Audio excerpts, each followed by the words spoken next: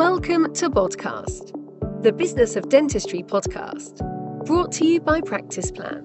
Podcast delivers the best business advice, real-life stories, and practical hints and tips to make your practice a more profitable and sustainable business.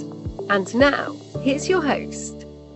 Well, hello everyone, and welcome to this latest edition of the In the Loupe podcast series with me, Nigel Jones, one of the directors of the Practice Plan group of companies. And I'm delighted today that I've been joined by Tim Boyle. Hi, Tim. Hi, Nigel. Thanks for having me on. I appreciate it. Thank you. I mean, we were talking earlier about the fact that we're sort of striving to act in a kind of consultancy type way to help alleviate some of the pain points that exist for dental practices. And we were talking about that split between clerical and clinical. So I wonder if, just by way of an introduction, you could explain your background and your company's background so that we can set the scene for a discussion around those elements.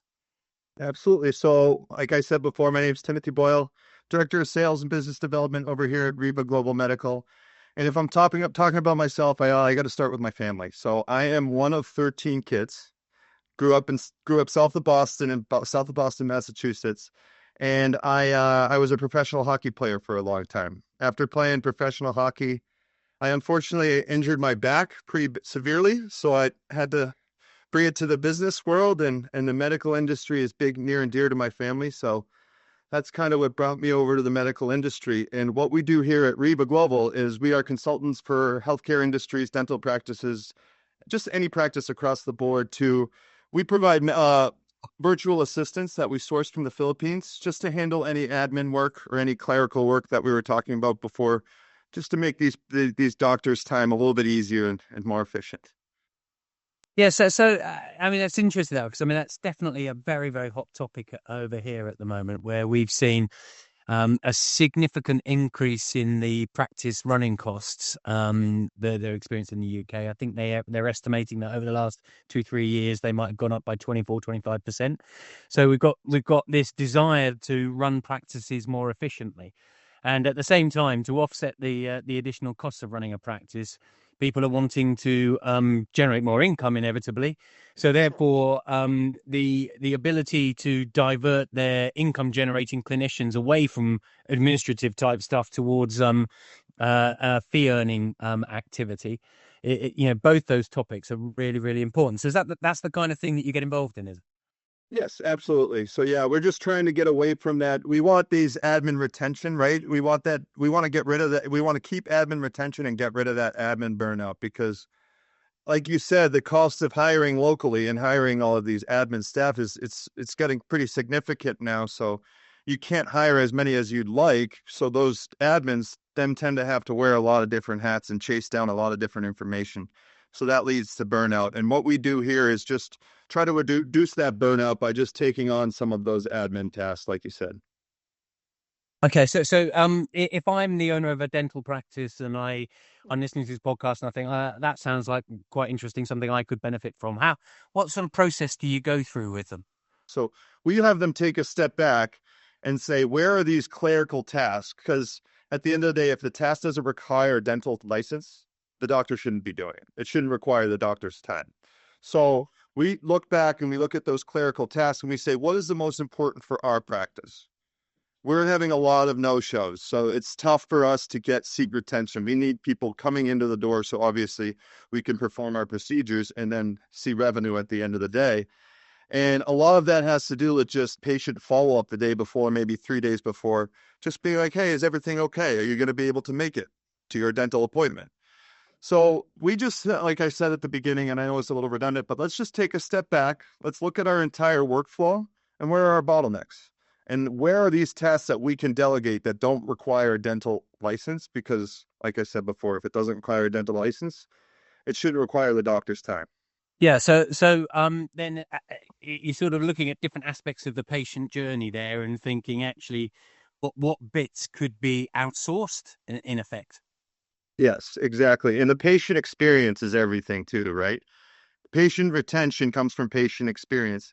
If the patient has a great experience coming to a dental practice, and especially with dental practices, sometimes patients tend to be a little bit more sensitive because it's their teeth, and For me, being an ex-professional hockey player, I unfortunately had to spend a lot of time with dentists. So the biggest thing, especially for me, it was the patient experience. Was that, did it go run smoothly after the fact? Was everything okay? Did I get the medication I needed? And then if everything does go smoothly, I'm going to want to go back to that dentist because I trust them and I trust that everything's going to go well. And you have sort of a relationship that you build with this. So if you have a bad patient experience, you can have the best care in the world, but if you don't handle your clerical tasks the right way, and that brings the bad patient experience. So here at REVA, we want to help practices do whatever they can to avoid a bad patient experience and enhance everything they can do to make that patient feel comfortable and want to come back.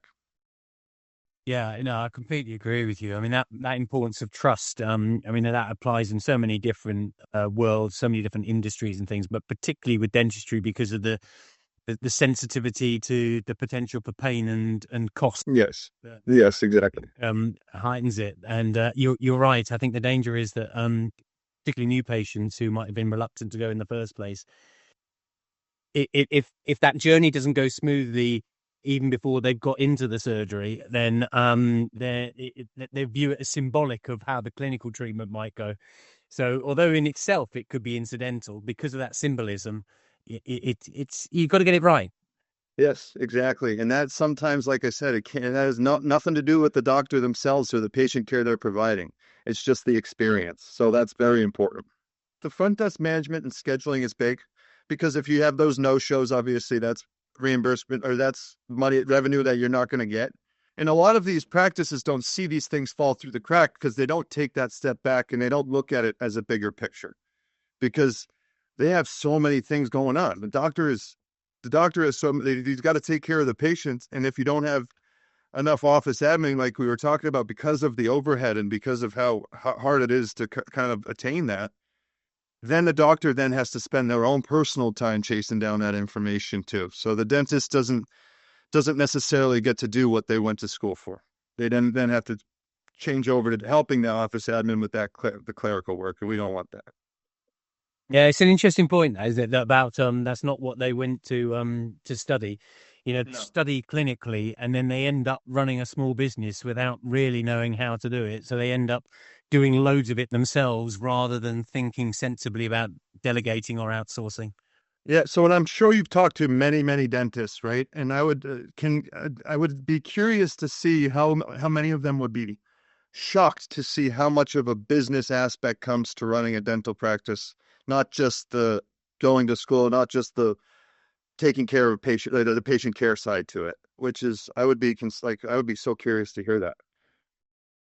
Yeah, it's interesting. I mean, and certainly we're seeing a slight shift in practice ownership in the UK, or have done in the last sort of 10, 20 years, where we've now got something like 35-40% of practices are owned by a small group who come into it with a very clear commercial focus, as well as patient care focus, but commercial focus. And we still means we've got 60-65% who are accidental business people. And you're right. I think it's been a bit of a shock. And what I think's interesting is that it's that the fear is it's putting people off owning practices now. And I regret that. I think we need a thriving, independently owned practice sector. So anything that can helps deal with some of the business pressures that we're touching on today, I think has got to be a useful thing. Yeah, and I think that's completely not only in dentists, but like across different practices too. So my older sister owns a primary care practice, and so she owns that practice. She runs it. It's her business, but she's the head decision maker at the end of the day. She's the head doctor. She's the decision maker. She can tell what type of what she wants to provide, what kind of patient care she wants to provide, and what kind of patient care she doesn't want to provide because she doesn't agree with it. And at the end of the day, if you bring someone in to own your practice, although you're the doctor, you might not be the one making the decision at the end of the day for how you want to run your practice. So to your point, I think it's very important that we get back. I know 65% is still pretty good, but we want to get that higher because the brilliant minds that are running the practice should be the one making the decisions as well. But like you said, they're put up because of I hate to keep saying the same word, but all those clerical things that they have to deal with on a day-to-day basis. Absolutely right. I mean, a phrase that I've heard throughout my career is "I just want to do the dentistry." I think that's essentially what we all want to try and help them get to do, the thing that they love doing and that attracted them into it. And like you said, the thing that they're the only people qualified to do. So it does make sense that you've got to think about how to use the wider team, whether that's internal and creating efficiencies internally, or leaning on outsourcing to be able to free up your time. Because I think it's always a false economy. I don't think they probably realise that because they're not commercially aware or business orientated instinctively. It feels like they're saving time and money by doing it themselves when in actual fact, if you look at their hourly rate versus what they would pay somebody else, it's not a good time. Yes, and obviously, your patients are your babies, right? So like it's patient information is huge, and you don't want to delegate tasks that might, I don't know, compromise that patient information. So I understand completely if you don't want to delegate tasks to other business, other entities, because at the end of the day, it's what you're growing. So I understand that completely. And I would just suggest that you would do yourself a due diligence to take that step back and then do your research into these companies, into not only just us, any company that can drive efficiency along your workflow, because then at the end of the day, you can focus back onto that patient care, but you can also trust that the tasks that you're delegating are going to be handled the right way. And I totally understand, because like I said, my sister runs the practice. Like, you don't want to give anything out. You want to outsource things because it's scary, and change is scary. And let's look at the whole world. Like with AI coming into a lot of different technology, that's very scary as well. So there's things that are coming in this world that are inevitable that we need to kind of get in front of, and we need to be pioneers on, so that we can be efficient and we can grow and we can scale. Because at the end of the day, like you said, like there's just too much to do in a practice. You can't run it yourself. It's too hard. And whether that be you do it internally and you run more efficiently internally along your workflow by adding different technologies, adding whatever. If you add virtual staff, there's something that you got to do to make yourself more efficient. And that's not just in the healthcare industry. That's been across all industries in this world. That's just how how things are going, really, in my experience. Yeah. I agree. And I know we've used the word trust a few times down the conversation, but that is, I agree, really, really important in a healthcare setting, because the trust that the patient places in you is so precious. And what you don't want is a third party potentially damaging the trust the patient has in the dentist, because the dentist is the one that chose to use that third party. Yes. So I think your sensitivity to that makes perfect sense.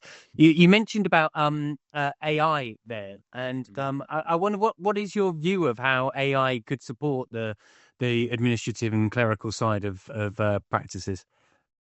I think it's definitely, it's inevitable. That's the one thing I will say about AI, is that it's inevitable. It's coming. It's a little scary, but if it's run the right way, I think it can be very useful.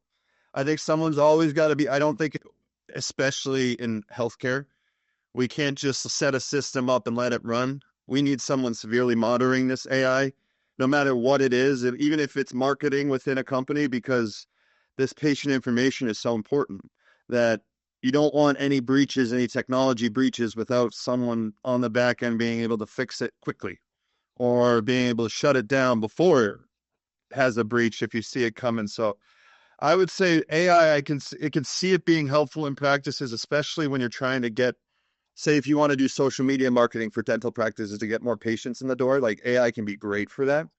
I would just caution to where we use it along our workflow. Does that make sense? Yeah, entirely. And I think I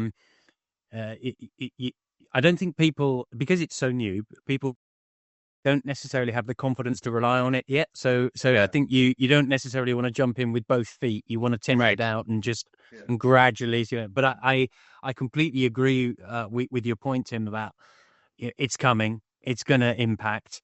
So you want to be ahead of that and consciously not using it rather than just being too busy to think about it. Yeah, I agree with that. And now if I just sort of rewind all the way back to your different ways that you can add value, and in particular I was thinking about that first stage, scheduling, and the people that might depending on your terminology, DNAs did not attend or do not attend or fail to attend FTAs. So how would that how do you help with that particular challenge? Just constant communication, right? So the patient, like going back to that patient experience, experience is huge for us. So for our VAs, we will have them reach out to the patient a week, 2 weeks before, then 3 days before, just saying, hey, just checking back in, is everything okay? And just so that no-show is, if you don't reach out to the patient right before the patient, things come up everyday basis. Like things happen. People have things that jump onto their calendar they didn't expect, and then time gets lost and things happen. So if you just have a little nudge, a little reminder from our VA saying, hey, you have an appointment with Dr. So-and-so at this time, is everything okay? And then move on from there. We've seen that has drastically improved seat retention for us.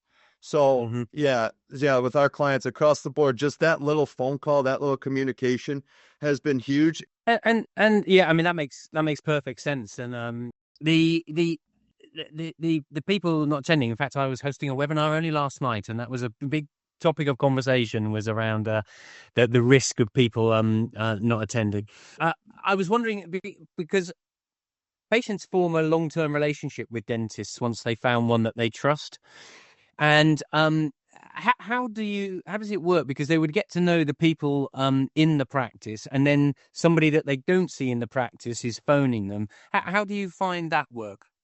We've trained RBAs extensively on just that patient care communication. So the first call that they'll get, whether it be, and usually we like to set it up as it'd be like a new patient where they're scheduling so that RVA can reach out and say, hey, hello, my name is, so I'm going to say, so say if my name is Maria, I'm going to be your dedicated VA. I've started working with XYZ practice with Dr. So-and-so, and I will be handling your patient journey with you.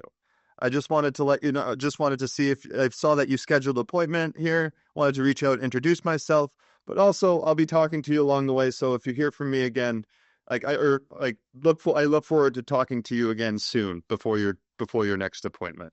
Just having that initial conversation to make themselves comfortable. And our VAs are very well versed and a lot nicer than me being a hockey player. So yeah, that sounds very good the way you described that. Is there so we generally keep our podcast to this sort of length because people are listening to them as they travel into their practices and things. So just as a last few closing thoughts from you, Tim. I just would go back to the one line I say, and I say to our team all the time is just if a task doesn't require a dental license, then it doesn't require the doctor's time. So like I said, we're consultants, and if you guys do yourself due diligence, take that step back, and if you do see that you could benefit from the help of a VA, I'd love to have a conversation and just consult a little bit, learn about your practice. But for us, it's just efficiency is everything. And if a practice could be more efficient, it's going to drive more revenue at the end of the day. Yeah, I completely agree with that. And particularly at the moment in the UK, we have a workforce challenge that means that we don't have as many clinicians as we need, and some of that's because of how many are increasingly working part-time clinically. Yeah. So we need to squeeze as much productivity out of the ones we've got and the hours they can make available as we can. So I think that principle that you've outlined is absolutely spot on. Well, look, thank you very much for your time, Tim. Really appreciate being able to chat to you about these sorts of issues, and would encourage people listening to get in touch if anything's struck a chord with them. So, thank you very much. Well, thank you so much, Nigel. I had an awesome time here.